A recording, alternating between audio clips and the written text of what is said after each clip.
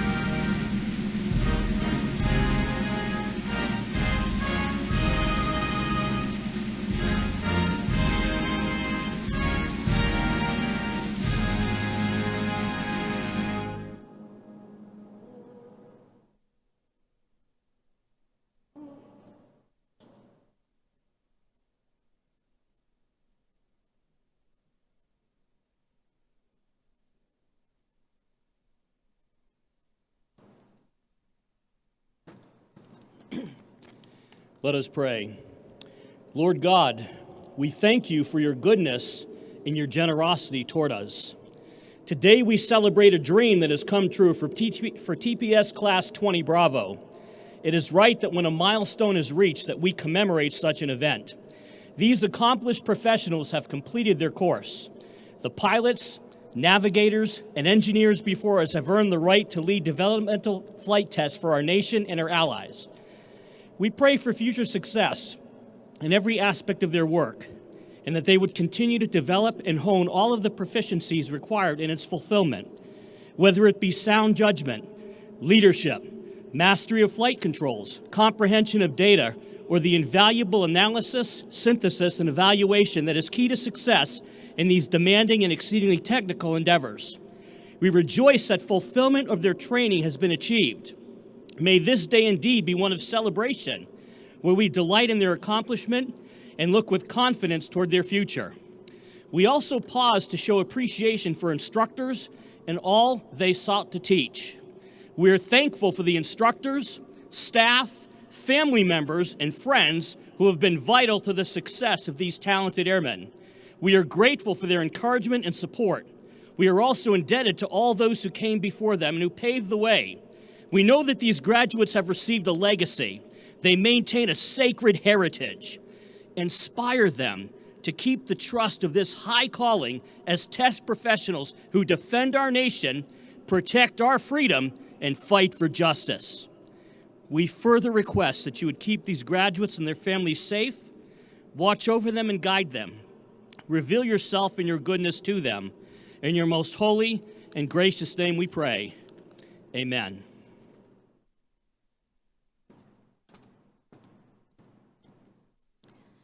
Thank you, Chaplain Velarde and the Blue Eagle Honor Guard. Ladies and gentlemen, please be seated.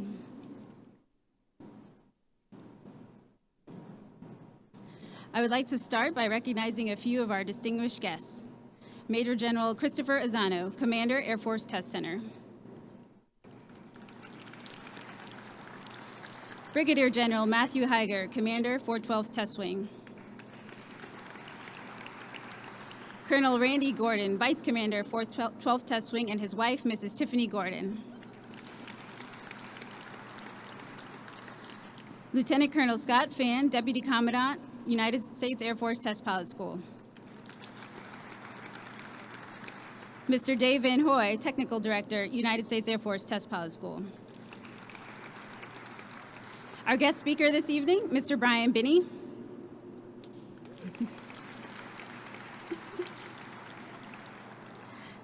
And my husband, Mr. Dallas Smith. I would also like to extend a warm welcome to the family members, commanders, and friends of Class 20 Bravo who were able to join us in person today, as well as those who are watching this ceremony virtually. A special thanks to the people who organized this event, the graduation committee of 20 Bravo, the TPS staff, the Club Muroc staff for those excellent appetizers, and the public affairs and multimedia teams.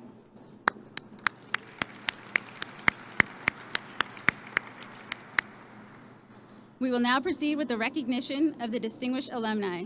Pop, please join me on stage.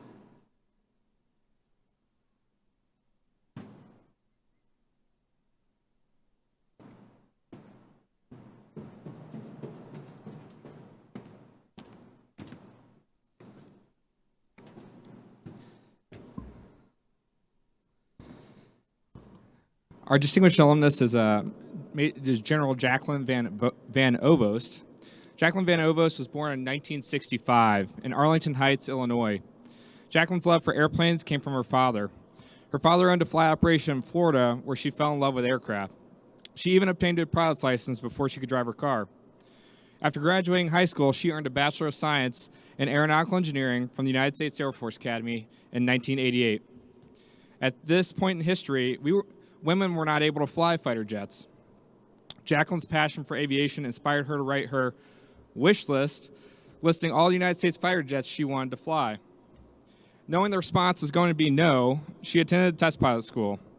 She knew that if she became a test pilot for the United States Air Force, she would get the opportunity to fly those jets that she'd had on her wish list this whole time. General Van Ovost graduated from the United States Air Force Test Pilot School in 1994. In 1996, she attended California State University and earned her Master's of Science degree in Mechanical Engineering. General Van Ovost has commanded an Air Refueling Squadron, Flying Training Wing, and Presidential Airlift Wing. She's also served as Director of Staff for Headquarters Air Force, Vice Director of the Joint Staff, the Director of Mobility Forces for United States Central Command, and as the Vice Commander of the United States Air Force Expeditionary Center. General Van Ovost has logged more than 4,200 hours in over 30 aircraft, including the C-32, the C-17, the C-141, the KC-135, and the KC-46. Prior to assuming her current role, General Van Ovost served as the Deputy Commander, Air Mobility Command, also known as AMC. General Jacqueline D. Van Ovost is the United States Air Force General who serves as the Commander of Air Mobility Command. AMC serves the United States Transportation Command's air component, executing the air mobility mission in support of the joint forces, allies, and partners with a fleet of nearly 1,100 aircraft. The command encompasses 18th Air Force, the United States Air Force Expeditionary Center, the 618th Air Operations Center, and 17 wings and 2 groups, which provides rapid global mobility for more than 100 locations worldwide. Nearly 107,000 active-duty Air National Guard, Air Force Reserve airmen, and civilians comprise the air mobility total force, providing command and control of inter-theater and intra-theater airlift, air refueling, aeromedical evacuation, global air mobility support, and presidential and senior leader air transport in support of the national interest. Unfortunately, General Van Ovost is unable to attend this afternoon. Please join us in a round of applause for our distinguished alumnus.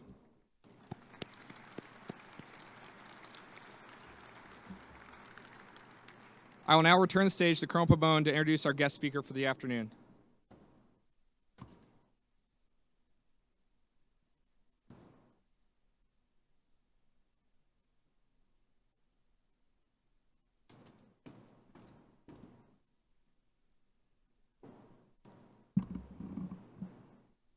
Ladies and gentlemen, it is my distinct honor to introduce our guest speaker, Mr. Brian Binney. Brian first started working in flight test in 1976 and has never looked back. With 2 master's degrees in aerospace and aeronautical engineering from Brown and Princeton universities, he joined the Navy in 1978. Following 20 years, which included United States Navy Test Pilot School, 500 traps, and Desert Storm, he left for the real Wild Wild West, Mojave.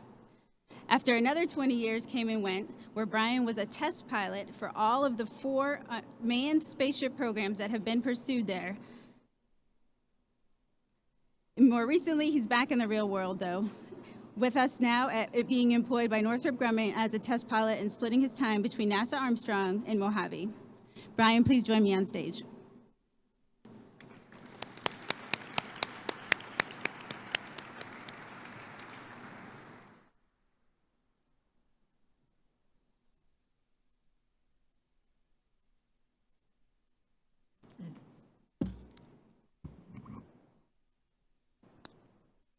Good afternoon. I hope everybody can hear me pretty good. Did a little bit of thinking about what might be pertinent coming out here, and you know, Class 20 Bravos couldn't have had it easy. You know, you're in the thick of COVID and all the changing rules and all the restrictions, and life just is hard for anybody. And I don't know how you get through a curriculum like TPS, but my hat's off to you that did. On the other hand, I'm a little bit worried about your standing in the real world, because somehow you came to the bottom of the barrel and you got a Navy guy maybe to impart some words of, well, who knows what. It would be my goal, I think, to have fun. I don't come and do these things anymore if I don't think I can do that. I heard spaceships was of interest, so I'll tell a few spaceship stories and maybe impart a couple of words of wisdom in the business growing up. Oh, I did want to ask,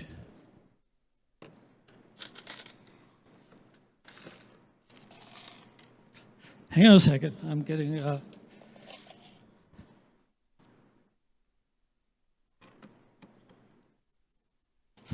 I thought I had my slide notes up here. Are they on the table? They are? They were just, oh, here they are. I got them. Sorry about that. So first, class leader, where are you? Right there? You got a token Navy exchange guy in the group?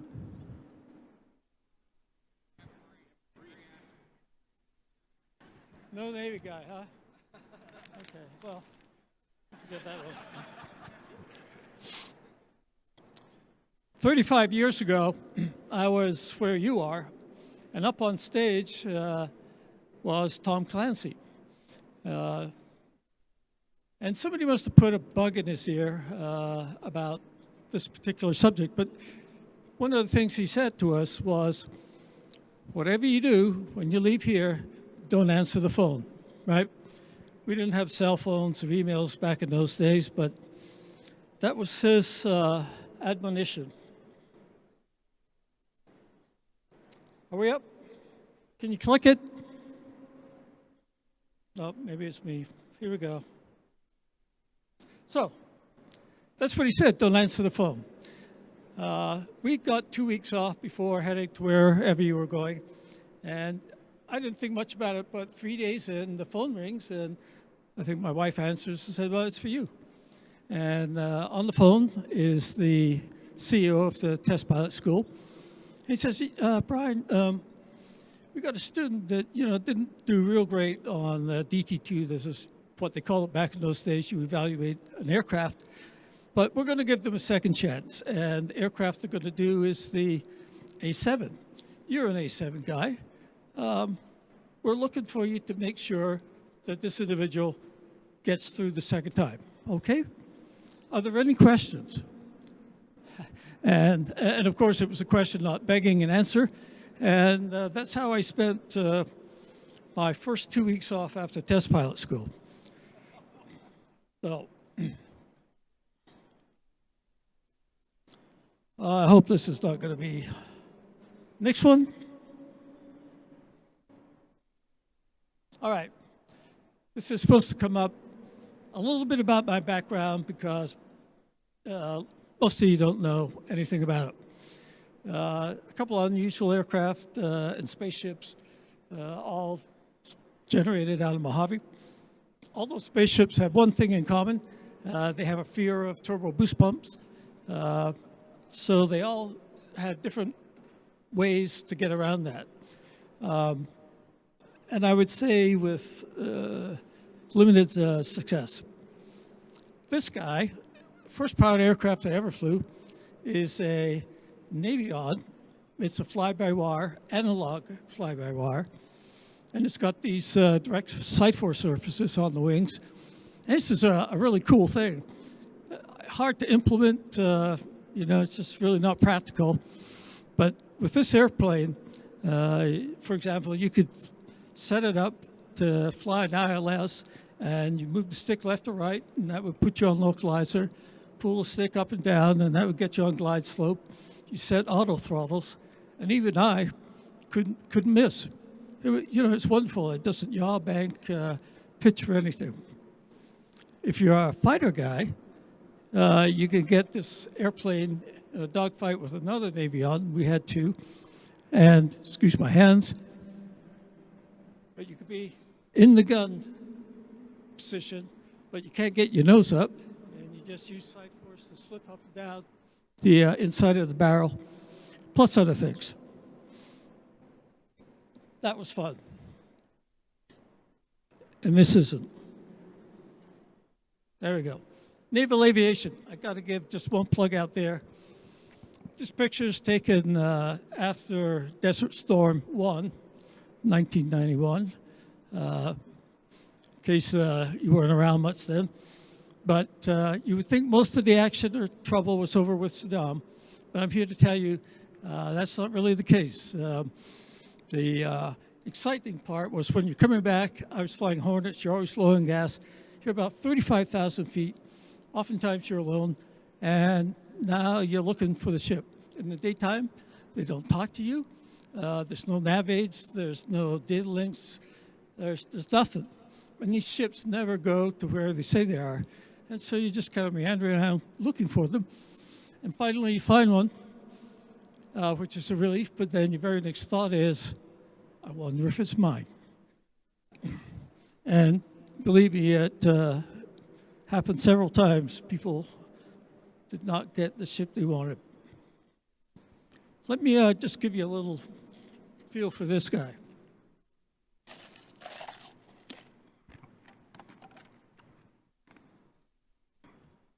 Excuse me. Rotary rocket. It's a spaceship, or that was his intent, right? It's not going to land like an airplane, like a shuttle with wings and gears and all that.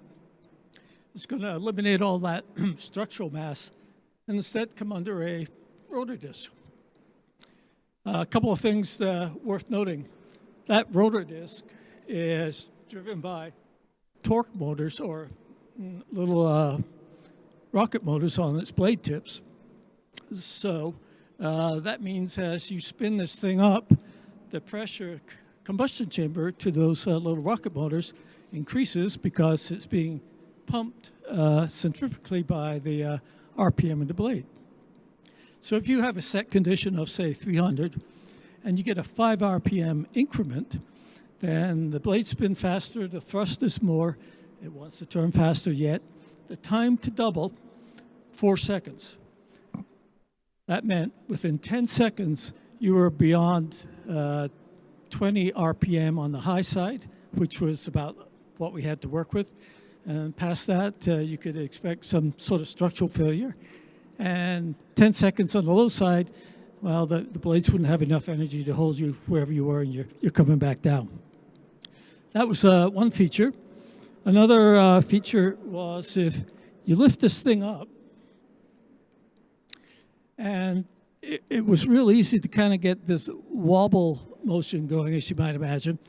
And if you got the wobble motion going while the crew cabin was also turning, you're in a lot of trouble, because the only way to stop the wobble is to know how to move the cyclic stick in relation to which direction it's going. And if you're turning, then left like this, a left and right cyclic will fix it in some sort of facing. But if you go 90 degrees, the same kind of wobble, it's not this anymore, it's this. And any cosine or the angle in between, you had to kind of figure out. And we'll show you that. And then on the final one, we translated down the runway.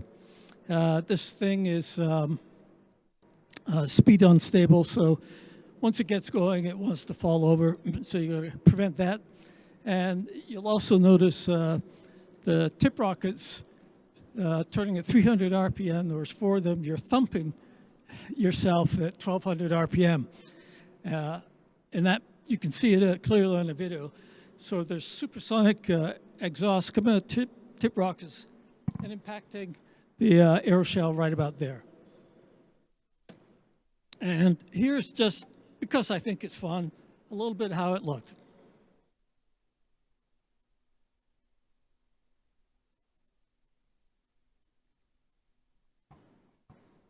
Can you click it?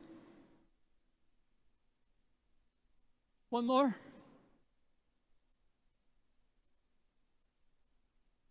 Forgot volume. There you go. Pay attention to the upper left-hand corner.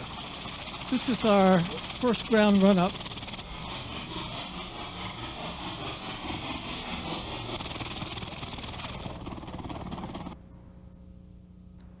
Did you see that? Did anybody see that? I don't think so. Did you see the blade come out? Okay, here's the first flight. We didn't have enough energy in the rotor system to really hold us up there, so it's kind of a bubble up and then we came back down. We're burning fuel about the same rate as an afterburning engine, so we're getting lighter and lighter, which helps. We go for a second one. And that one felt like, you know, we were in control. So we said, heck, why not? Let's go for a third. And we come up with a third, and you can right away see this thing is turning and kind of wobbling. And believe me, in the crew cabin of this vehicle, with all this stuff going on, we thought we were dead then.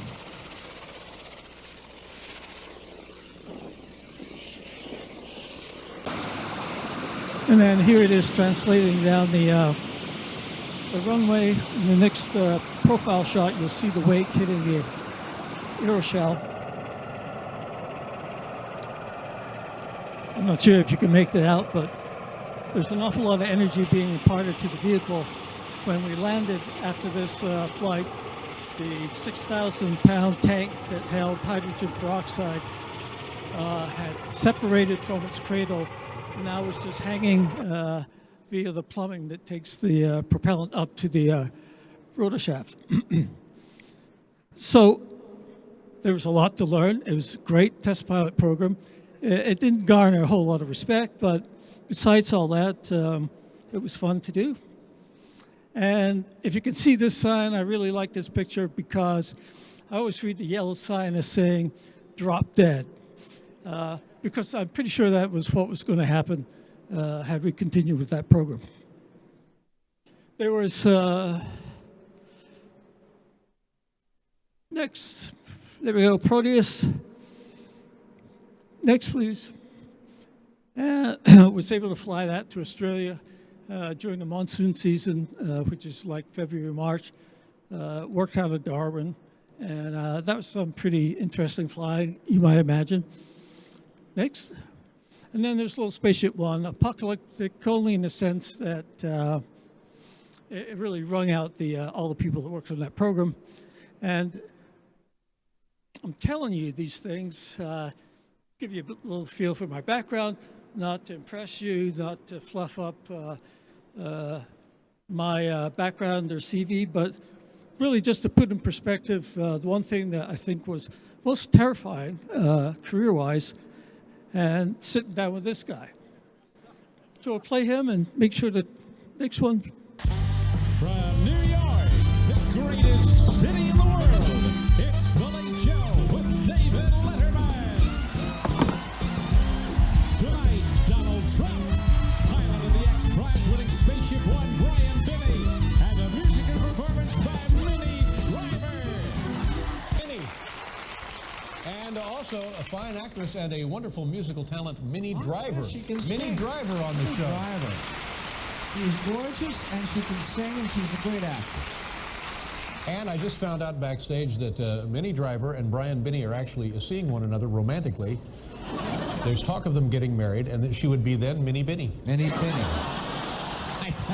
So let's keep our fingers crossed. Or some kind of kismet, yes.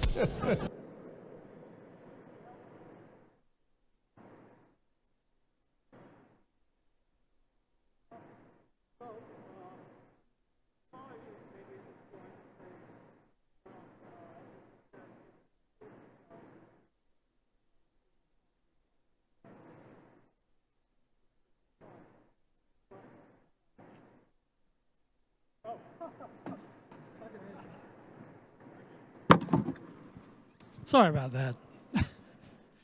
So I was just saying, some of you may start to think I'm a little full of myself with all this stuff I'm showing you. So let's rewind the tape a little bit and give you a different perspective. I don't know what you call them in the Air Force and the Navy. They're called fitness reports, performance reviews. If we can slide it forward, that would be great.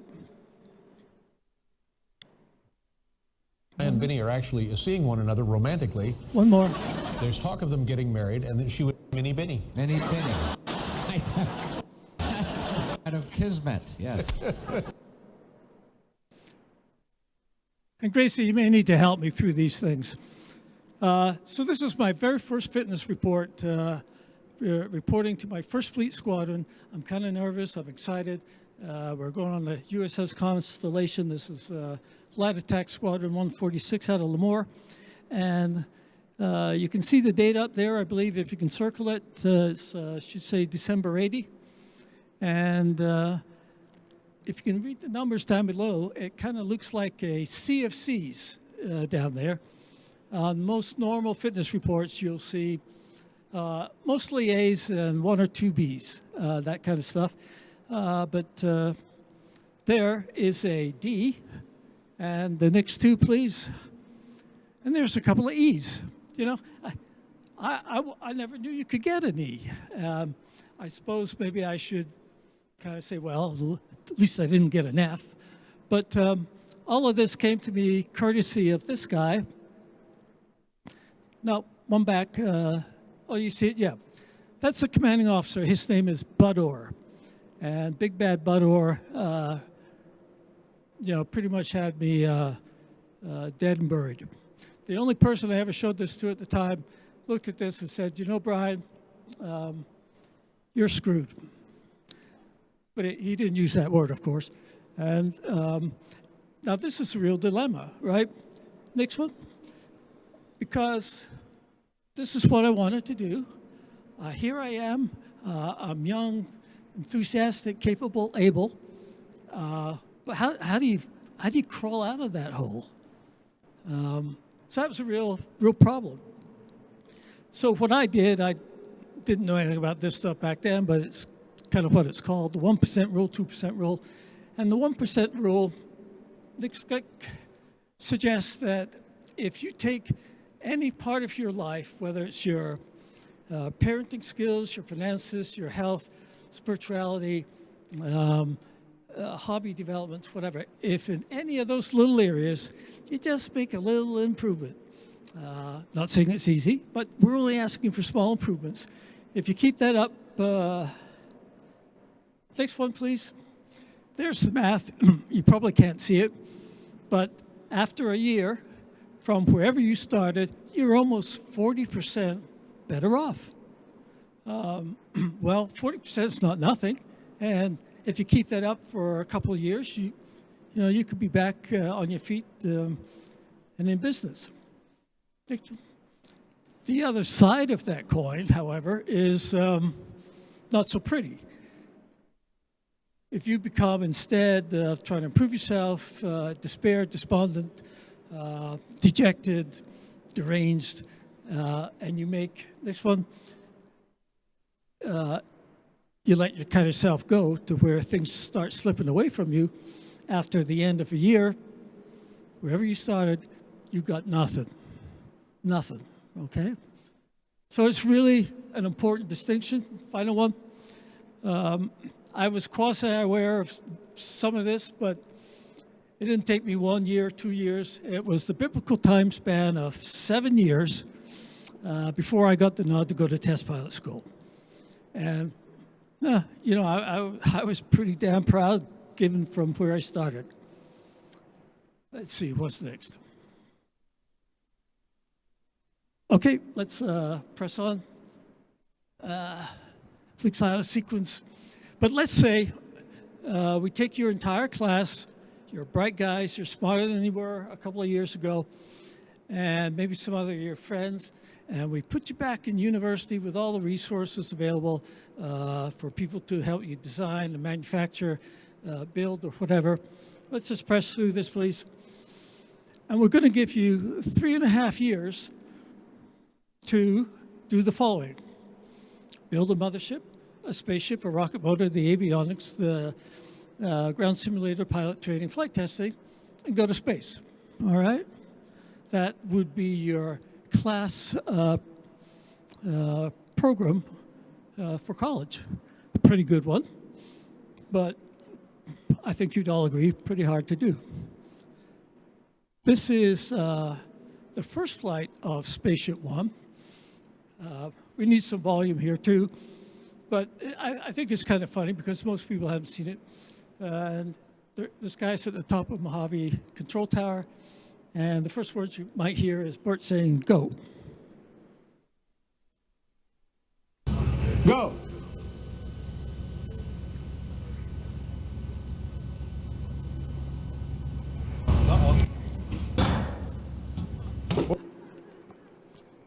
So I'm kind of a new guy at this point at Scaled, and you know, I'm looking around trying to say, well, you know, is that good?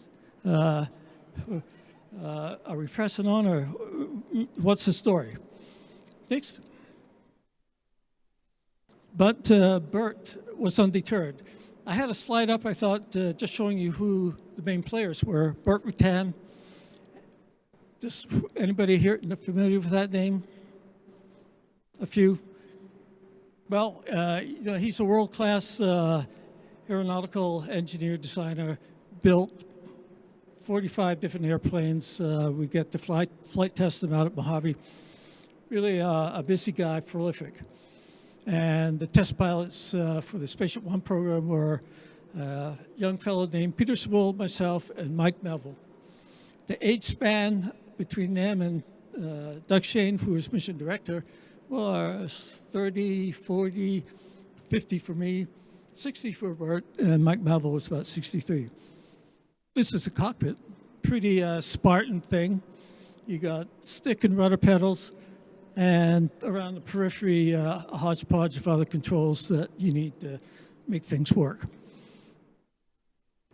Bert and I were on a different program. We flew to Singapore together, and on the flight to Singapore, Bert was out there with a sketch pad, and he was designing all this. And once in a while, he'd kind of nudge me and go, you know, what do you think about this or that? And so the guy was, you know, very confident but casual in the way he did it.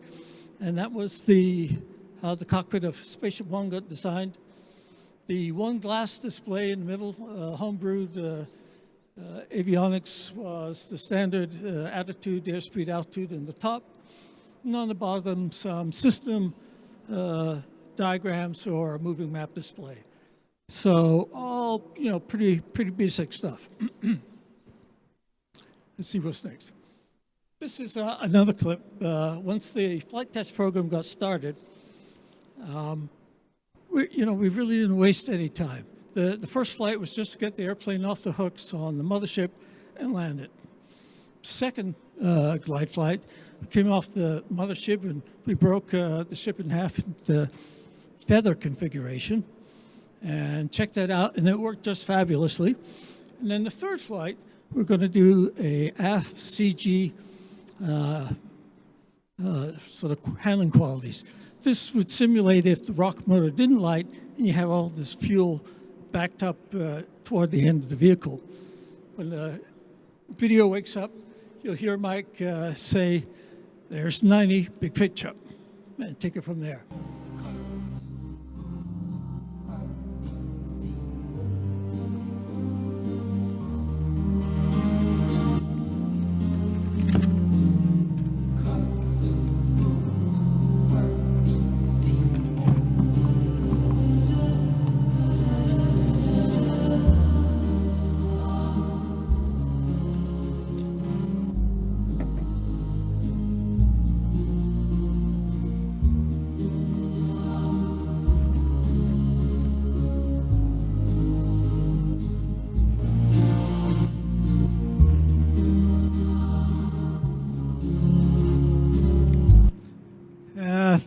Let's stop that one. That's not the right video. Mike came off the hooks at 45,000 feet, departed the airplane, nosed it over, tried to build up some airspeed, wasn't successful, departed the airplane the other way. Ground control calls up and says, are you under control? And Mike comes back, negative. And now everybody's got their attention. He spins back the other way, and finally they realize his roll trim that controls the big stabs on the vehicle were way out of trim, brought him back, and Mike recovers at 30,000 feet. And he goes and said, well, hey, that was pretty exciting. Okay, so the problem was this canard configured spaceship. That small front wing is really the front wing, and the tails are the aft wing. The tails are lifting tails because they're outside of the downwash off the stubby little wing there. And so it balances like a seesaw, and where you want the front wing to always stall first, that wasn't the case. So we went back and put in tails increased in size by 20% on each side. Do that. So we did that, and we finally worked our way through the glide flight program.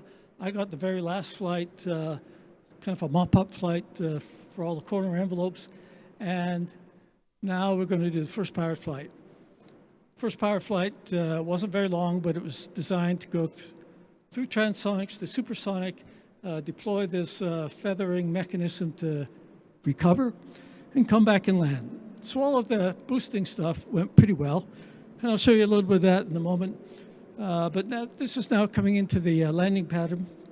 I've been there before. I feel pretty comfortable, and when it wakes up, Mike Bevel's in that extra 300, just following along, and he's going to give me wheel height calls. There's runway 30 at Mojave. You're coming. Standing by. Cleaning up. Sure. Very nice. Hey, clear to land. Mike has a sense of humor. I'm a glider, right? Hey, that's that. And that's that. That's the voice of one of the crew members in the White Knight mothership that was just sort of tracking overhead. And his sentiment was, you know, we worked really hard to get to this point. It's a week before Christmas. Who could ask for a better way to go into the holiday season?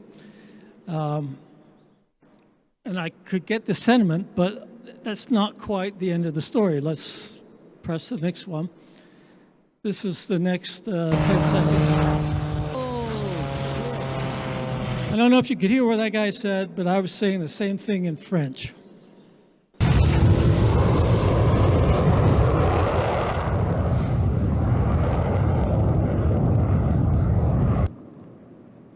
So,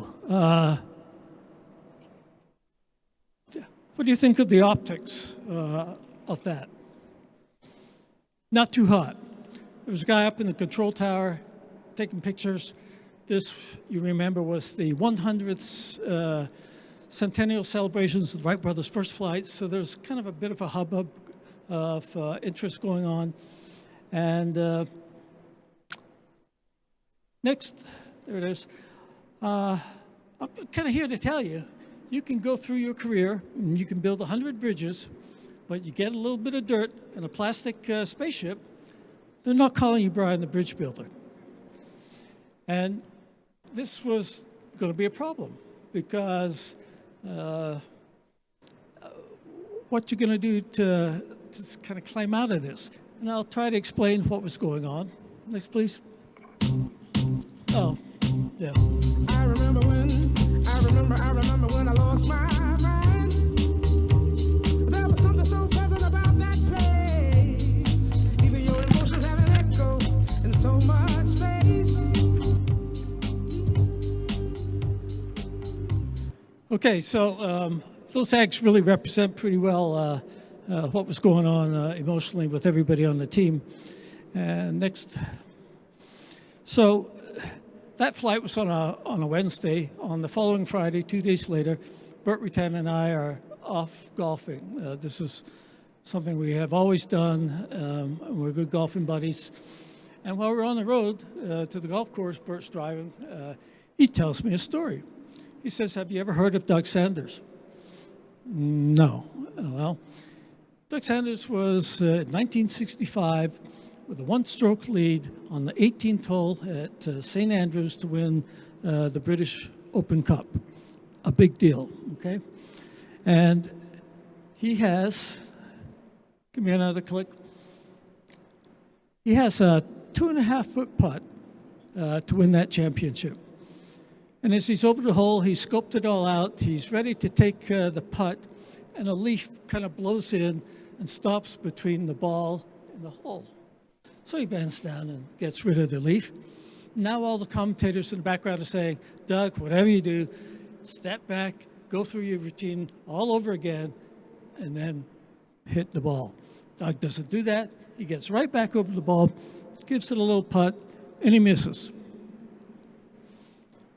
He now goes into a playoff, and the fellow that he's playing against is a young golfing buck named Jack Nicklaus. And Jack wins the playoff and the tournament. Doug Sanders was interviewed about 25 years later, and the guy was saying, "You know, Doug, do you ever go back and think about this putt? You know?" And Sanders puts his head down for a few seconds and says, "You know, I don't think there's 10 or 12 minutes that goes by that I don't." So here's my boss telling me this. Next. And how would you take that? That the message is pretty loud and clear. There's not really much to parse there, right? Here I am again now, back in the hole, even by my friend and boss, Burt Rutan. You know, that 2.5-foot putt is going to be that landing I last made in the vehicle. So what had been going on with the enlarged tails because of Mike's stall, we'd made them bigger. We sent the flutter model off to people that do flutter for a living. We don't, as Skilled. And the results came back less than 2 weeks before the first powered flight. So I'd done the glide flight, and then we get this result. Next, please. Excuse me. So the flutter people saying, "You guys are now in a lot of trouble. Those tails are going to start wobbling and bashing. You're susceptible to buzz, maybe something worse. You need to do something about it." So we put a dampener in between the elevon and the stick to decrease what the elevon excitation could be, one on each side. Next. So that landing that I just showed you, here's the spaghetti from the last 10 seconds or so of that flight. And next. So there's touchdown. Next, there's roll rate. And the next two, please. Okay, so I'm coming down. I've lowered the gear. I noticed the nose takes a little twitch to the right. I'd noticed it in my previous flight. I'd noticed it in the flight that Mike flew before that. And I decided I'm going to fix it. So I put in a little left rudder trim. Nothing happens. I put in a little bit more, still nothing happens. Now I forget about it because it's not really important. And as I can start to focus on sort of this flare maneuver, the left wing drops. And I'm in my head going, what the hell was that? It felt to me everything like a post-stall wing rock or drop, and I thought I was stalling. And so alarmed, I snatched the stick back up to level. I didn't get level, I went the other way. Now I'm in the classic PIO with this airplane, having completely forgotten about the dampeners in the system because I managed to fly all the way down from altitude with no trouble at all. But as soon as the gains went high, they came into play. And I couldn't figure it out. Next one. So this yellow line is sort of the net elevator movement to try and start a flare. And the more I pulled back, the worse it got. I'm thinking I might actually land upside down, so I level out for a bit. It gets better for a bit, but there's the runway. You know, I'm 2.5 seconds from touchdown. One more, I make a big Hail Mary play, pull back, and it's not enough. And so this was all worked out after the fact. And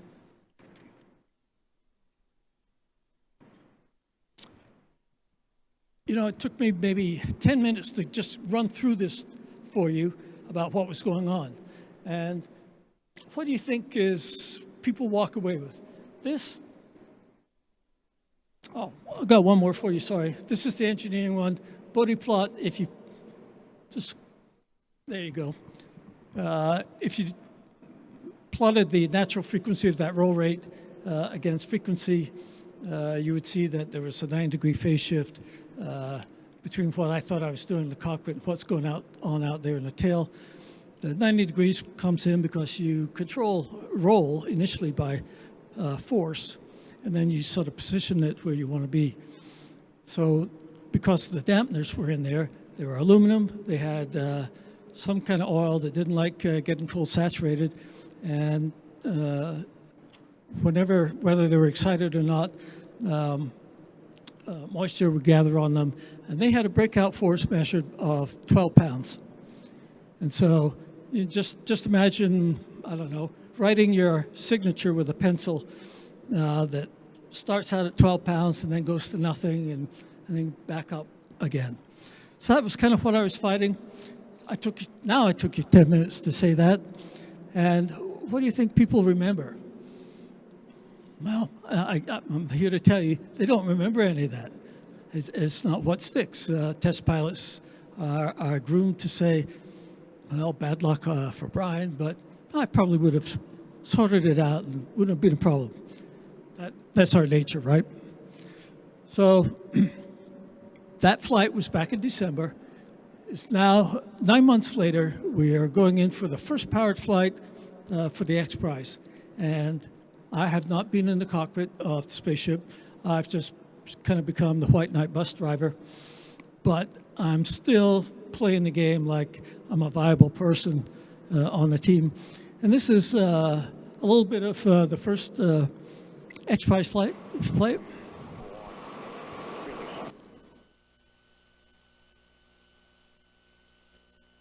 Mike comes off the hooks, starts up the hill, and you can see, I hope, before he exits the atmosphere, he gets a directional departure, and there were 29 turns on him leaving the atmosphere. We were quite concerned that he couldn't get it under control before coming back down. And at this point, all of this stuff was being beamed down to a big jumbotron at Mojave, and there's about 25,000 people there all looking at this. And the emails started coming in saying, you guys just, we don't think you know what you're doing. You should cease and desist, okay? And that was really the sentiment of what was going on at that time. Let's go back to listen to one more opinion of a spaceship safety guy. Right after this, okay, sorry. So this is the X-15. when it goes to space, it's got this big wedge tail on it, right? And that wedge tail physically deflects the flow so that it has some sort of directional stability when it gets up there in the wispy atmosphere at Mach 3. Next one, we, I think, had pretty much modeled C and beta as a straight line, whereas in fact, it looked more like this. And next one, Mike Melville found himself right there because when he was climbing up, he gets up to about this point, overshoots, comes a little bit forward, and now there's zero angle of attack on the vehicle. There's a big boundary layer crossing it, and he couldn't control it. One little disturbance from the rocket motor was all it took to spin this thing up and lead to the troubles he experienced. Here's what because they thought, well, yeah, this is what the X Prize people were thinking. They're thinking, okay, maybe they'll do it once. Right. But sure enough, if they're dumb enough to do it again, it'll kill somebody. That's what they're, and we won't have to give Won't away have the to 10 pay off. Exactly right. All right, next one, please. So, Mike's flight again was on a Wednesday. Thursday, we played around in the simulator and thought we had maybe a profile we could fly that would avoid this, but still get up to 100 kilometers. And we all went around the room. Everything was ready to go. The rocket motor replaced on the vehicle, and essentially we could go fly that weekend, Friday, Saturday, depending on how aggressive we want to do it. Bert decided, no, we'll fly on the Monday because that's anniversary of Sputnik's 43rd year since it first launched. And then the question came down to, well, I wonder who's going to fly it. Mike Melville had had the last 3 powered flights. He could certainly fly one more and just be done with it. The program would be complete. And we'd have the interest of Richard Branson for Spaceship Two and all that kind of stuff, with the caveat that we didn't do the spinning stuff. Peter Siebold, who was supposed to be in the lineup, was having some health issues. And so we're in this meeting. Somebody asked Bert who's going to fly it because I need to know for the weight and balance of the vehicle. And really, without endorsing it, Doug Shane, looking at the guy that asked the question, goes, well, Brian is, of course. So it wasn't exactly a ringing endorsement, but I had been there the whole time. If I told people, if I'm a dead man walking, they're going to have to tell me because I'm not giving them any leeway to think otherwise. So this is the final flight for Spaceship One, the X2 flight, and it gives you a feel for the dynamics of the boost. It really turns the corner and goes up like a bat out of hell.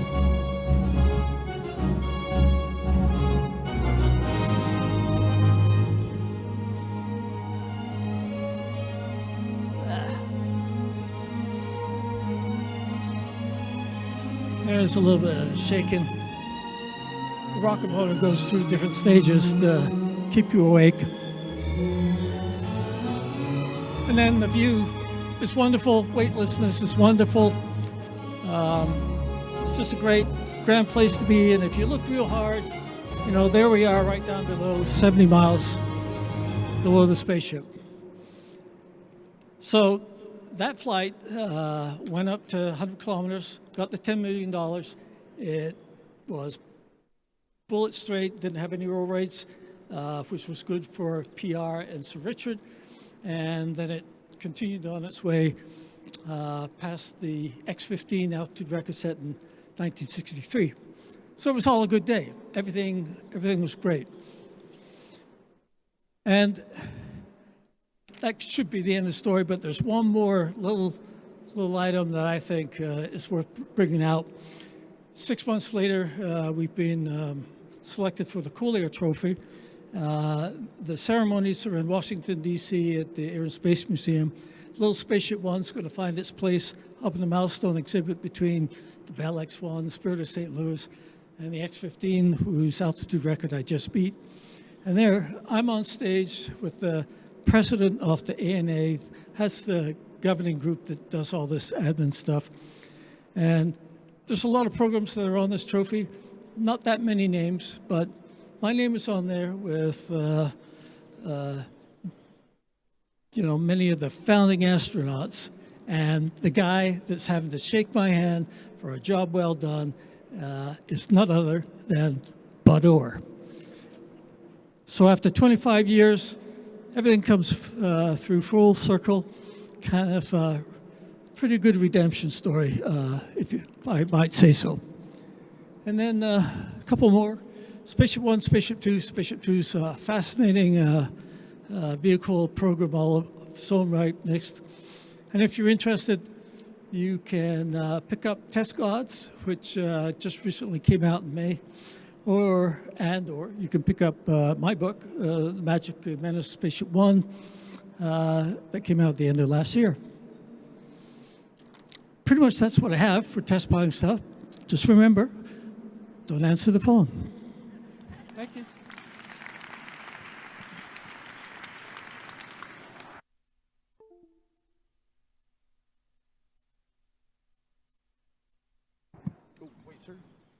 Thank you, sir. The Class 20 Bravo would like to present you with a gift, sir. Oh, thank you.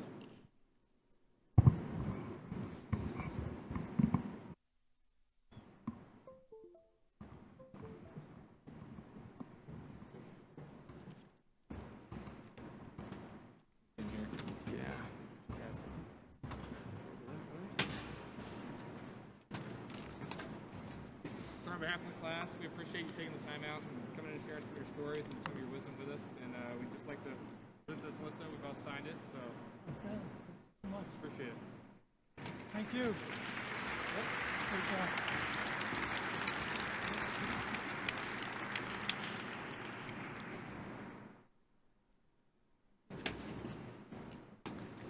You the class leader?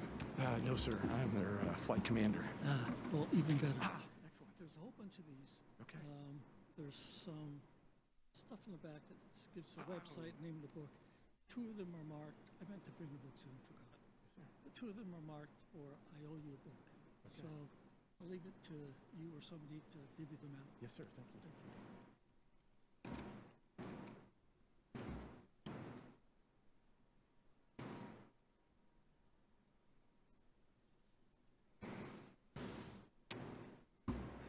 The graduating class consists of 12 experimental test pilots, 9 flight test engineers, and 1 experimental test combat systems officer. Included among our graduates are the finest from our own United States Air Force and United States Marine Corps, as well as the Italian Air Force and Republic of Singapore Air Force. These students have completed one of the most demanding courses in the world. Each student has completed over 2,500 hours of academics and 120 hours of flight training. That also included approximately 6 hours per day of instructor contact time, not including academic and flight preparation time. As a final graduation exercise, the students demonstrated learning from across the curriculum by planning and executing real-world test management projects. Students, please stand as your test management project, also known as TMP, is presented. Class 20 Bravo's projects included the Have Tacos Test Management Project.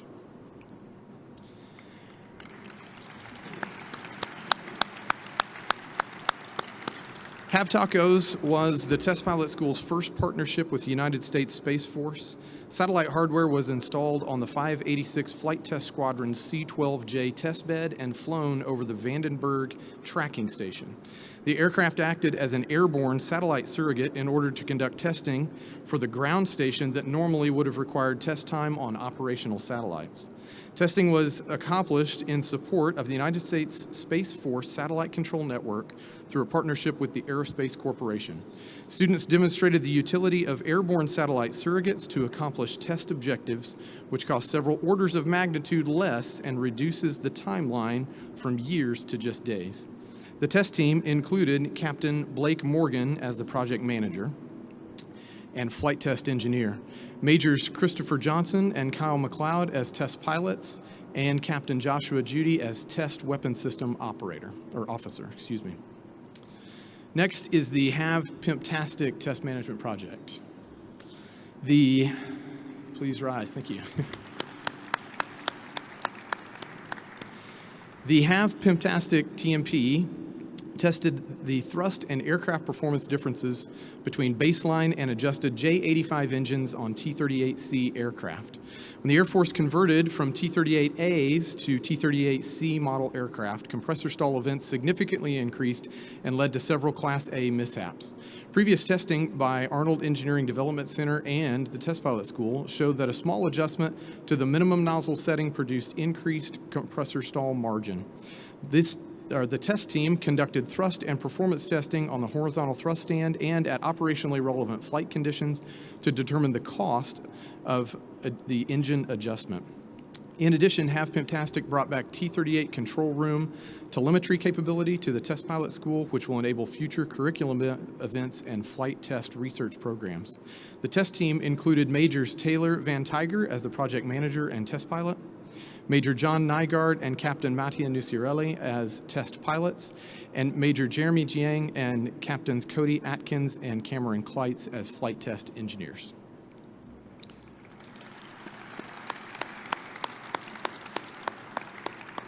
Next is the HAV Cylon Test Management Project.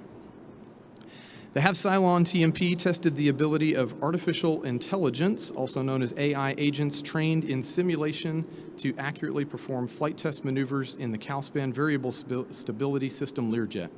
It is the first test program where an artificial intelligent agent was given control over a jet aircraft.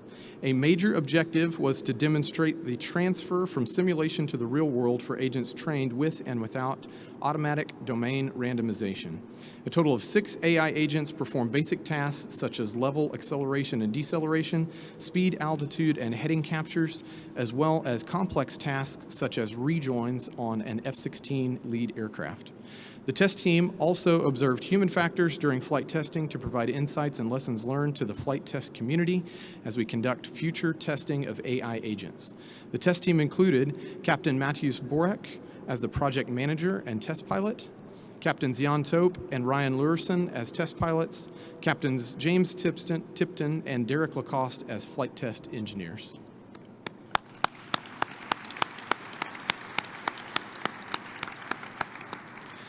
And next is the HAV-SHOT Test Management Project. The HAV-SHOT TMP consisted of a suite of cutting-edge, high ISO cameras, which have extraordinary low-light capabilities. 4 cameras were mounted on the University of Iowa's Mi-2 helicopter, with stitched imagery displayed in traditional heads-down displays and in a helmet-mounted display. Both displays were evaluated for the Federal Aviation Administration in order to determine the minimum field of view that would be required for safe rotorcraft operations in degraded visual environments. In addition, the military utility of high ISO cameras was evaluated in a variety of detect, recognize, and identify scenarios and operationally relevant low-level routes.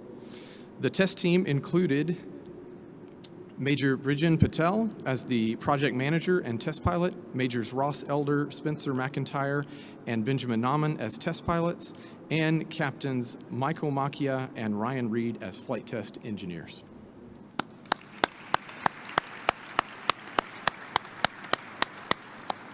Colonel Pabon, I'll turn the podium back over to you.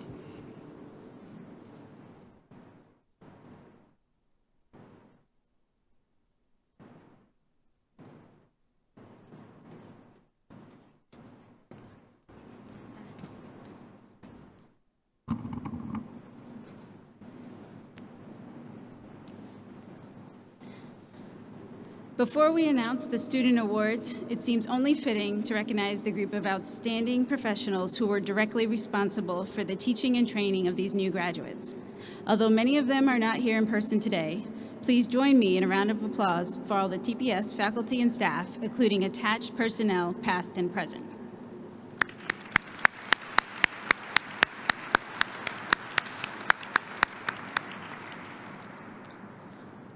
All right, it's now time to recognize the top individual student performers. Through a combination of graded flying events, academic exams and reports, as well as ratings from their classmates, a few individuals are honored for their unique success and contributions to TPS and the graduating class. Each of these recipients will receive a plaque and have their name inscribed on a perpetual trophy displayed at the Test Pilot School. As your name is called, please join me on stage to receive your award. The first award, the Aaron C. George Warrior Award, recognizes the student who most exemplified the warrior-focused attitude to field the best weapon system possible. This award is voted on by members of each class and presented to the student who always remembered the reason why we are here, the operator in the field. The award is named in honor of Major Aaron C. George from Class 99 Bravo. He was lost while flying an F-16 photo chase mission with the 416th Flight Test Squadron. TPS Class 99 Bravo has set up a permanent display at Test Pilot School. It's a Mark 82 500-pound bomb engraved with the names of the award recipients. For the CDOT award, the class had 3 front runners, and it was a very close tie to see who would actually win. But the recipient of the Aaron C. George Warrior Award is Major Kyle Naga McLeod.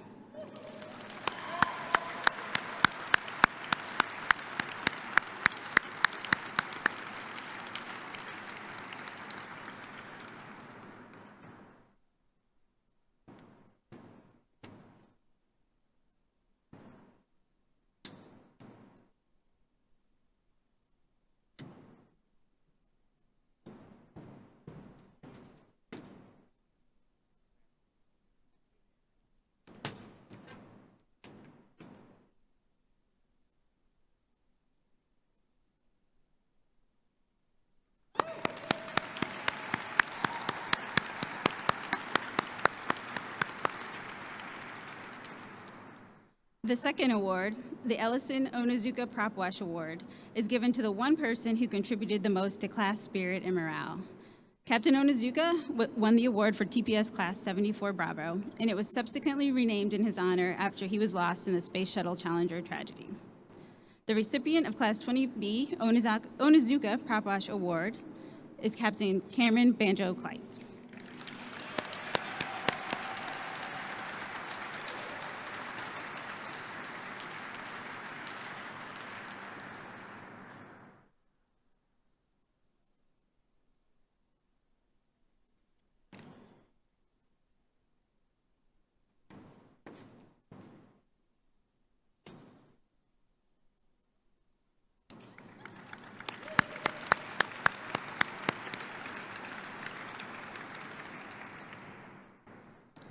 The third award, the Raymond L. Jones Award, is presented to the most outstanding flight test engineer or combat systems officer graduate.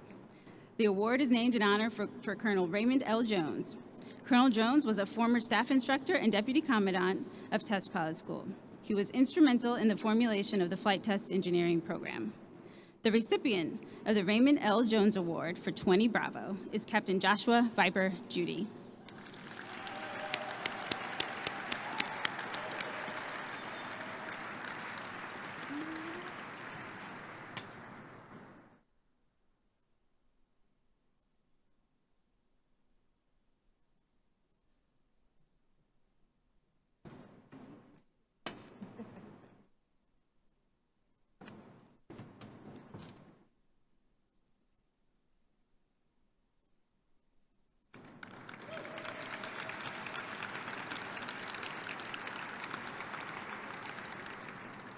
The fourth award is the Lethan Tittle Award. This recognizes the class's most outstanding test pilot graduate.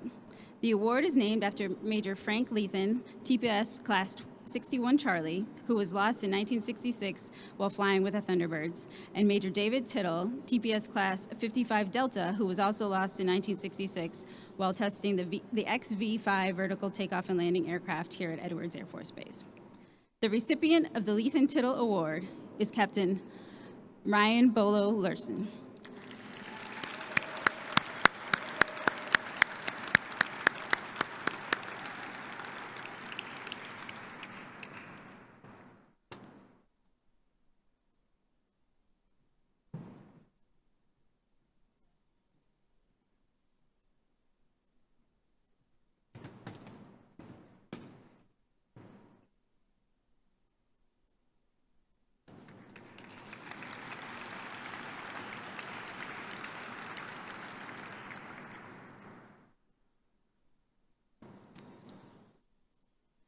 All right, the final recognition is given for individual distinction. The students of Class 20 Bravo have worked extremely hard during this past year, with 4 students earning the title of Distinguished Graduate. When your name is called, please stand to be recognized. The distinguished graduates of Class 20 Bravo are Major Ross Wes Elder,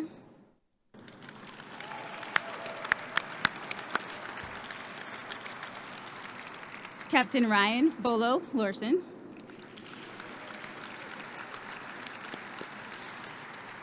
Major Benjamin Torch Nauman,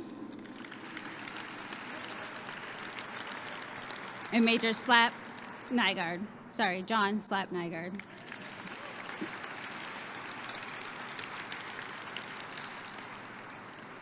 Congratulations to all of you. Please be seated. I would now like to call Major Chris Johnson back to the podium to provide his class leader address. The class leader job is not a job that the students apply for. It is given to the senior ranking officer. It's a job that has more responsibility than authority, and as the class leader, he's responsible for the flow of information between the students and the TPS leadership. Pop got the privilege of doing all this while simultaneously being a student during COVID, along with all of his classmates. I met with Pop weekly over the last year, and he never failed to display the kind of leadership and professionalism that we expect from our flight test leaders. Pop, thank you for all of your hard work over the last year as class leader. The floor is yours.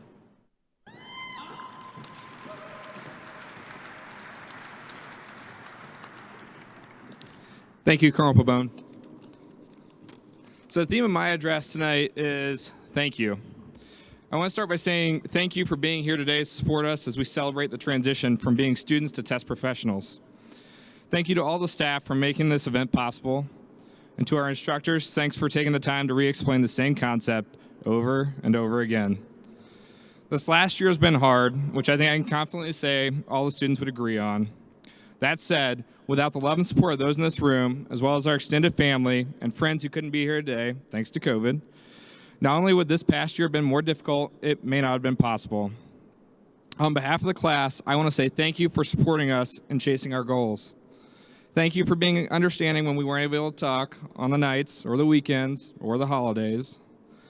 Thank you for letting us study while we learn to convert hexadecimal to binary.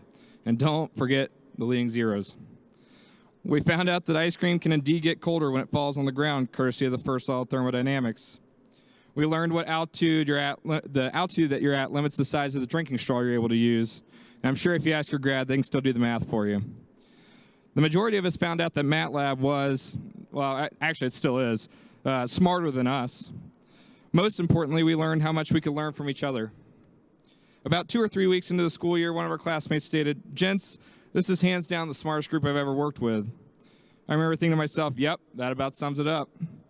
It proved to be true until a few weeks ago. One of our classmates, who won't be named, Banjo, asked if it was safe to use aluminum foil in the microwave. Everyone in the room replied, no. So naturally, he put the aluminum foil in the microwave with the reasoning, it's only a little bit, guys, it'll be fine. I'm happy to report no fires were started. The microwave's still operational. You're welcome, 21 Bravo. We also learned a few practical lessons over the past year. We learned how many days we could work without taking a day off. My limit was 30. Naga, on the other hand, I don't think he took a day off the entire year, and I'm not sure he actually knows where Rosemont or Palmdale are. We learned the most effective ways to stay awake during class for after lunch. Monster energy drinks proved to be very effective and popular. We also learned never argue with the person who has the microphone. And since I have the microphone, my last official duty as SRO is to declare Banjo the winner of the Meme War of 2021. Sorry, Hustler. In the end, we learned a lot this past year, both in and out of the classroom. And I wanted to say thank you to the rest of the class for not just teaching me, but for taking the time to teach each other when folks were struggling with a topic or a concept. Now to switch gears, I'd like to refocus on our families. For the kiddos that are here or watching on YouTube, thank you for welcoming us home at the end of the day with a smile or a hug or both. I loved going home telling my kiddos what I flew that day because my 3-year-old's response was, wow, that's cool. It's been a stressful year with both test pilot school and COVID on top of that. But you all have shown over and over again the resilience that is the hallmark of being a military child. As parents, we are so incredibly proud of you. Finally, and most importantly, I'd like to say thank you to our spouses and significant others for the unwavering support you have given us over this past year. Okay, it's 11 months. Words matter. For those of you just visiting, you may not have noticed yet, but Edwards is not quite the tropical oasis, such as Hawaii or a European destination like Germany. It's kind of in the middle of nowhere by design. Our spouses didn't let that stop them. They set up playdates for our kids, social events for the class, even custom shirt orders. At times, they were basically single parents while we were working crazy long hours trying to get ready for the next Big Rock event. There was really no way to truly convey how much your support has meant to us over this past year. So I'll just say thank you for the love, the support, and for all the sacrifices you have made to help make this dream possible for us. I'm going to close out with a class video which was produced and edited by our very own Slap Nygaard. Please enjoy this brief glimpse into the different events and the experiences that have shaped our lives over the past year. Thank you.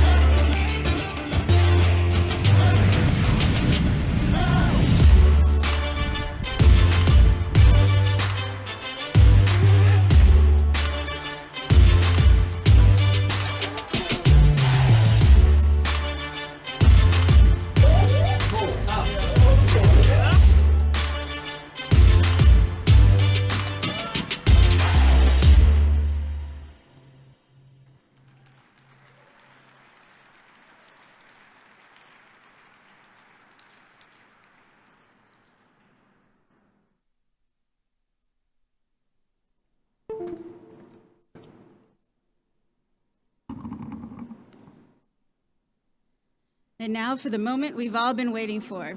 We will now graduate the students of Class 20 Bravo.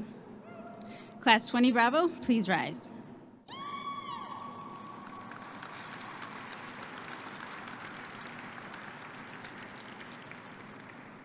Mr. David Van Hoy, has the faculty of Test Pilot School tested these degree candidates and found that they have met all requirements for the Master of Science in Flight Test Engineering degree?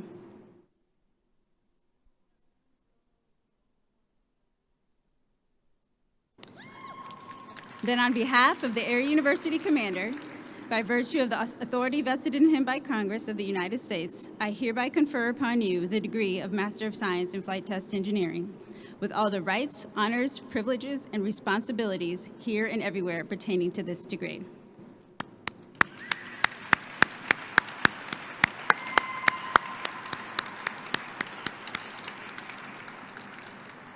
'20 Bravo, please be seated.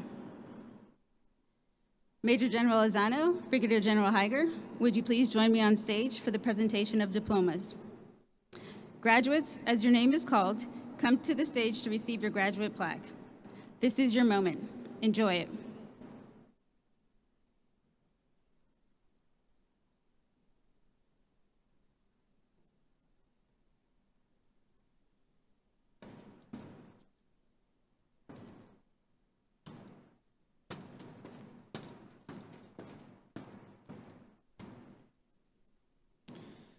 Captain Cody Slack Adkins, Flight Test Engineer, United States Air Force.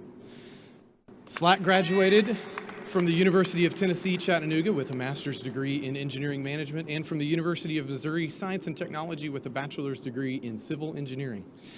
He would like to thank his family for always encouraging him to pursue his goals and all the members and spouses of 20 Bravo for the hard work in getting through this year as a team. Last but not least, he would like to thank Lily. Yes, she's a dog, but a large part of why Slack is still sane. Slack will be assigned to the 420th Flight Test Squadron here at Edwards Air Force Base, where he will test cool stuff.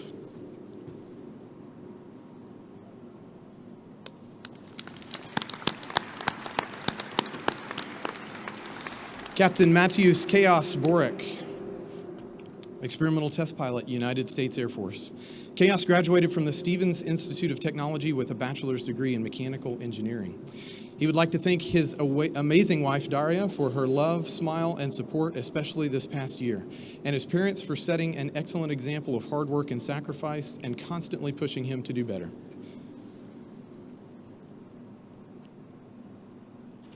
Chaos will be assigned to the 40th Flight Test Squadron at Eglin Air Force Base, where he will be testing the F-15.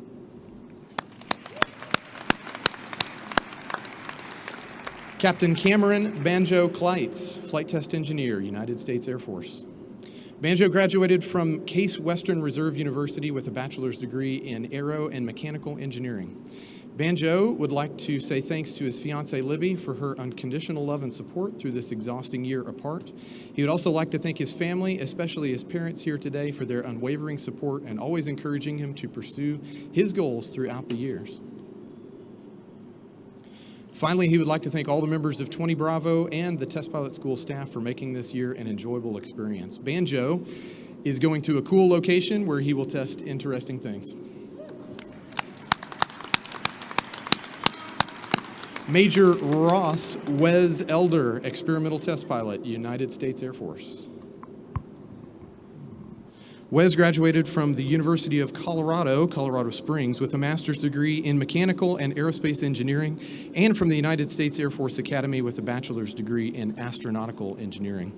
Wes would like to thank his family for supporting him through all of his endeavors, and he says a special thanks to the Class 20 Bravo for putting up with him. He cannot wait to see what great things that you all go to do, and Eglin does not know what's coming. Wes will be assigned to the 40th Flight Test Squadron at Eglin Air Force Base, Florida, where he will be testing the F-16.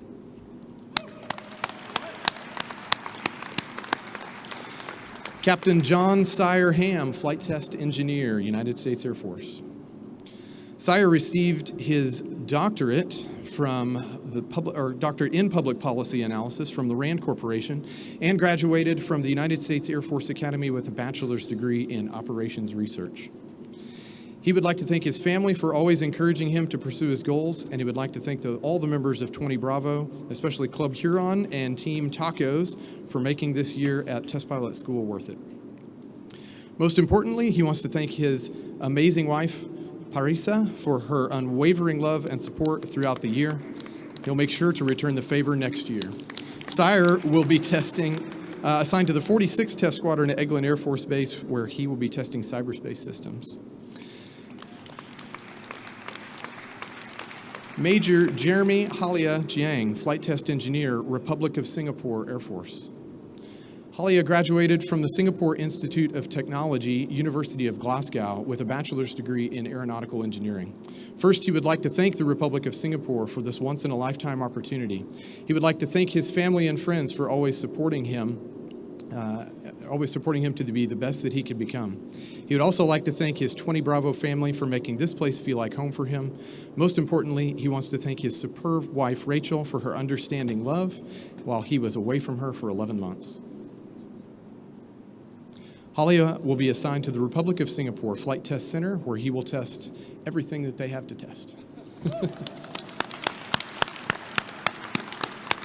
Major Chris Pop Johnson, Experimental Test Pilot, United States Air Force.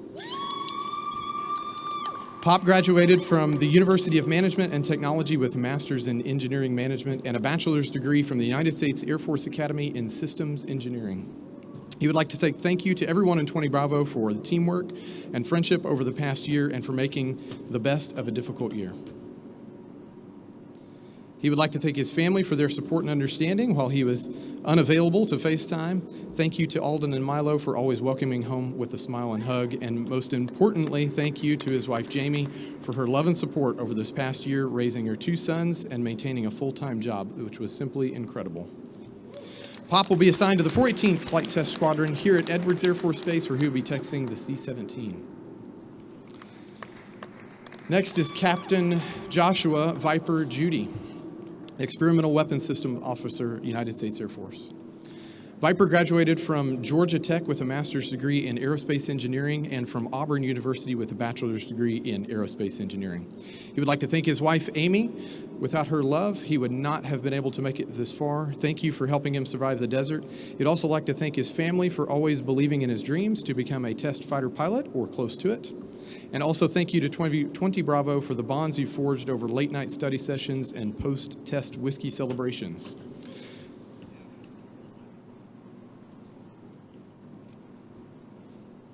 Viper will be assigned to the 96th Operations Support Squadron at Eglin Air Force Base, where he'll be testing the F-15E and the F-15EX.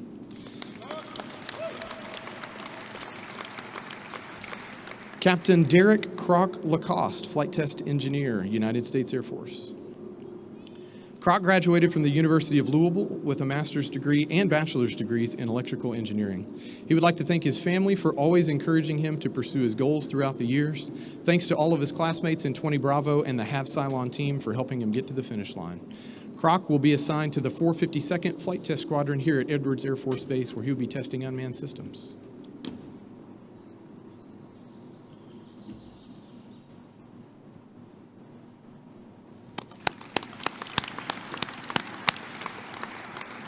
Captain Ryan Bolo Lurson, Experimental Test Pilot, United States Air Force.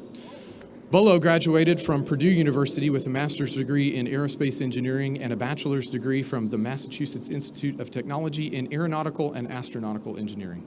He would like to thank his wife, Lisa, for continuing to love and support him throughout all his endeavors.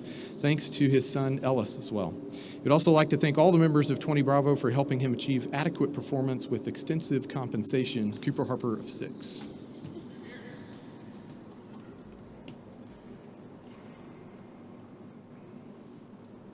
Bolo will be assigned to the 461st Flight Test Squadron here at Edwards, where he will be testing the F-35.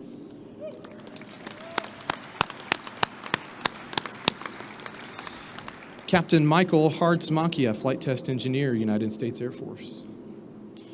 Hartz graduated from the Air Force Institute of Technology with a master's degree in aeronautical engineering, and from Southern Methodist University with a master's degree in systems engineering, also from the University of California, San Diego with a bachelor's degree in aerospace engineering. He would like to thank his family for always supporting him as he pursued his goals. He would like to thank all of the members of 20 Bravo for making the year at Test Pilot School one to remember. Most importantly, he would like to thank his amazing wife, Kate, for her unwavering love and support and for taking care of their two crazy kids, Eliana and Mikey, while he was busy studying. Hartz will be assigned to the 416th Flight Test Squadron here at Edwards, where he will be testing the F-16.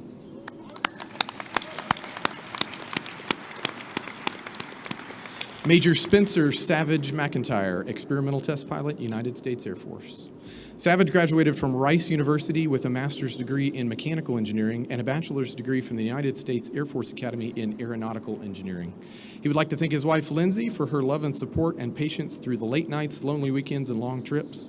And thanks to his girls, Rosalind, Linda, and Valerie, for having fun throughout the busy year and COVID lockdowns. Also, and for helping put the year's challenges into perspective. Finally, a huge thanks to his 20 Bravo classmates for keeping insane and making us a fun year through the good times and the not so good. Savage will be assigned to the 419th Flight Test Squadron here at Edwards, where he'll be testing the B-1.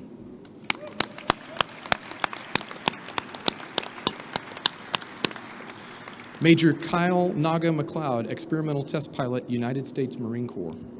Naga graduated from Kettering University with a bachelor's degree in mechanical engineering. He would like to thank his family for always encouraging him to pursue his goals, his 20 Bravo classmates for all of their help throughout the year, and most importantly, his wife, Kristen, for her steadfast support in all his endeavors. Naga will be assigned to the 461st Flight Test Squadron here at Edwards, where he will be testing the F-35.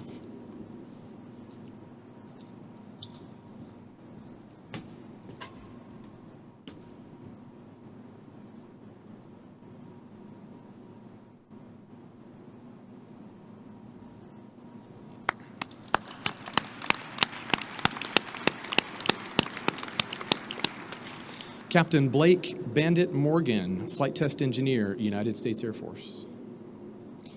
Bandit graduated from the Air Force Institute of Technology with a master's degree in astronautical engineering and from the United States Air Force Academy with a bachelor's degree in astronautical engineering. He would like to thank Abby, Rowan, and Jet for all that they have done and endured this past year. They three are the rocks which keep him grounded and serve as a constant reminder of why he chooses to serve this great nation. Bandit will be assigned to the 40th Flight Test Squadron at Eglin Air Force Base, Florida, where he will be testing the F-16.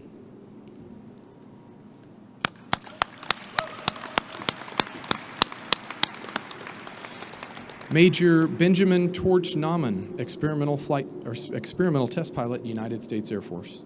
Torch graduated from Embry-Riddle University with a master's degree in aerospace science and from the United States Air Force Academy with a bachelor's degree in physics. He would like to thank his parents for pushing him to pursue his goals and his kids, Lucas and Julie, for their patience throughout the years as he has gotten to do his dream job. Thank you to the bros of 20 Bravo and all those in the circle of trust.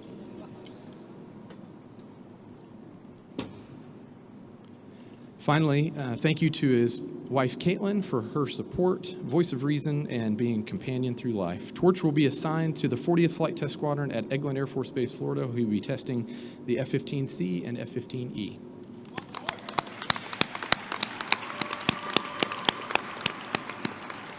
Captain Mattia Uni Nuzzarelli, Experimental Test Pilot, Italian Air Force. Uni graduated from the Italian Air Force Academy with a master's and bachelor's degrees in aeronautical sciences. He would like to thank his wife, Giulia, and his children, Vittoria, Rochelle, and Leonardo. Thanks for your patience and for having lived with him through this adventure together as a family. Thanks to all the friends of 20 Bravo for making them feel at home while they're far from home. Uni will be assigned to Aeroporto Sperimentale di Volo, the experimental flight department at Pratica de Mare Air Base in Italy, where he will test a variety of aircraft.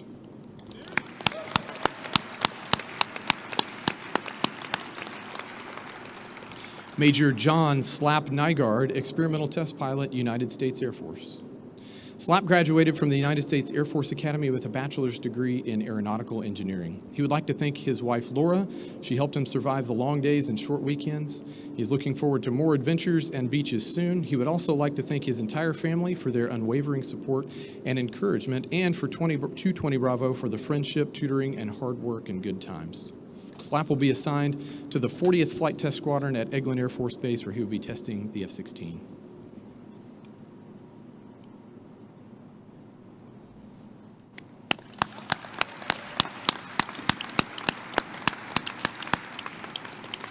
Major Bridgen Maud Patel, Experimental Test Pilot, United States Air Force. Maud graduated from Embry-Riddle University with a master's degree in aeronautics and from Worcester Polytechnic Institute with a bachelor's degree in aerospace engineering. He would like to thank his wife, Jessica, for all her love, unwavering support, and for putting up with all the long days, short weekends, and while holding down the fort and keeping him on track.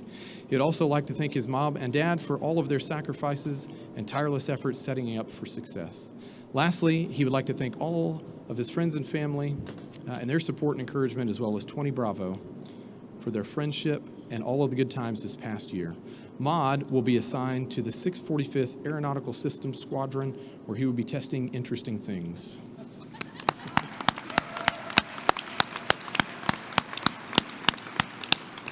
Captain Ryan Moose Reed, Flight Test Engineer, United States Air Force. Moose graduated from Texas A&M University with a bachelor's degree in mechanical engineering. He would like to thank his family and friends for their never-ending love, encouragement, and support. He would also like to thank all of the bros and spouses of 20 Bravo for the camaraderie. His parents and sisters, thank you for being his rock. And most importantly, he would like to thank Christina for her unwavering love and support during this challenging year. Moose will be assigned to the 418th Flight Test Squadron here at Edwards Air Force Base, where he will be testing the C-17 and KC-46.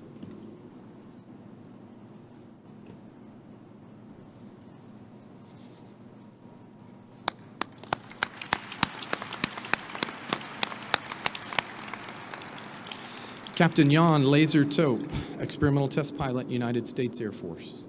Laser graduated from the University of Florida with a master's degree in aerospace engineering and from the United States Air Force Academy with a bachelor's degree in mechanical engineering. He would like to give many thanks to his family and friends for aiding him to achieve what appeared unreachable. A special thanks to his parents, Hans and Rana, who spent ceaseless nights instilling perseverance to transform him into who he is today. Thanks to 20 Bravo and the Test Pilot School staff for embracing our differences and learning collectively from each other's experience to make this year unforgettable. Most importantly, he offers an enormous thank you to his loving wife, Lynn, who has always supported him in each and every dream he has pursued. Laser will be assigned to a cool place where he will be testing interesting things.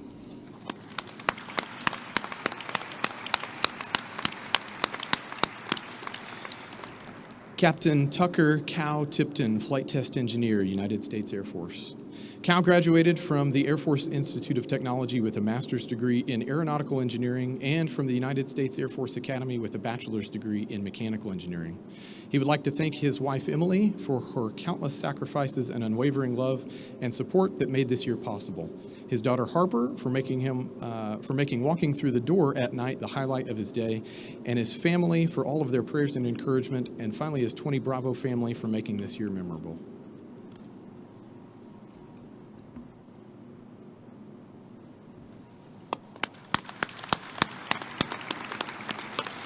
Cal will be assigned to the 780th Flight Test Squadron at Eglin Air Force Base, Florida, where he will be testing weapons. Major Taylor Gumbo Van Tiger, Experimental Test Pilot, United States Air Force. Gumbo graduated from Louisiana Tech with a master's degree in engineering management and a bachelor's degree in electrical engineering. He would like to thank his family for always encouraging him to pursue his goals. He would like to thank all of the members of 20 Bravo, especially the Pimptastic team, for making this year at TPS worth it. Most importantly, he would like to thank his amazing wife and sons for their support that makes all this possible. Gumbo will be assigned to the 419th Flight Test Squadron here at Edwards, where he will be testing the B-2.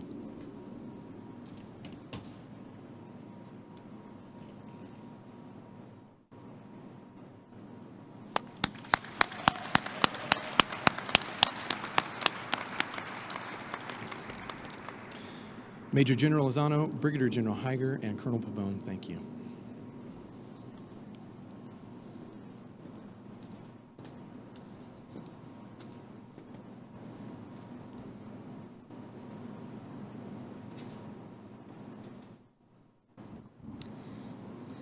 Ladies and gentlemen, I just want to say thank you from TPS to the class of 20 Bravo. This was a very difficult year.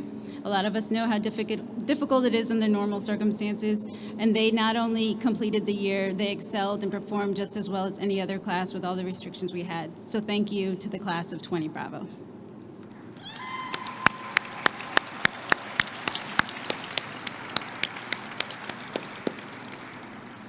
Ladies and gentlemen, this concludes today's event. On behalf of the graduating class and the TPS staff, I would like to thank you for sharing this very special day with us. A final round of applause for our newest group of flight test professionals.